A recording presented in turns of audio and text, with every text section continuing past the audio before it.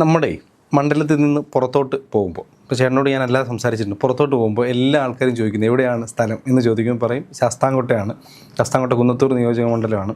ഇപ്പോൾ 25 വർഷമായിട്ട് പ്രത്യേകിച്ച് ഒരു മാറ്റവും ഇല്ലാത്തൊരു മണ്ഡലമാണല്ലോ, പിന്നെ എന്താണ് ഇപ്പോഴും പുള്ളി തന്നെ ജയിക്കുന്നത് എന്ന് ഒരുപാട് പേര് ചോദിച്ചിട്ടുണ്ട്. 5 വർഷം നിൽക്കുന്നു, പിന്നെ 10 വർഷം നിൽക്കുന്നു, വികസനം ഇല്ലാത്തൊരു മണ്ഡലത്തിൽ എന്താണ് പിന്നെയും പുള്ളി തന്നെ ജയിക്കുന്നത്?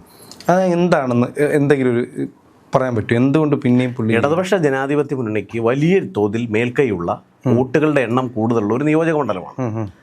എന്നാൽ അങ്ങനെ വിജയിച്ചു വരുമ്പോൾ 1982 ശേഷം, അന്ന് ജനതാ പാർട്ടിയുടെ ശ്രീ കോട്ടക്കുഴി സുകുമാരൻ സാർ വിജയിച്ചു വന്നതിന് ശേഷം തുടർച്ചയായി ഇടതുപക്ഷ ജനാധിപത്യ മുന്നണിയുടെ പ്രതിനിധി വിജയിച്ചു വരുന്നൊരു മണ്ഡലമാണ്.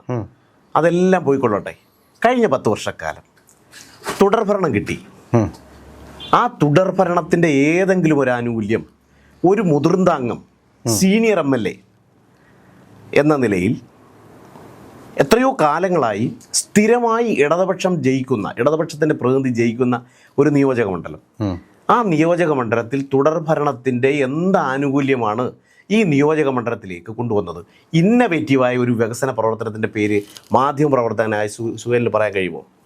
ഞാൻ പറയുന്നത് ഒരു രാഷ്ട്രീയ താല്പര്യമാണെന്ന് പറയാം.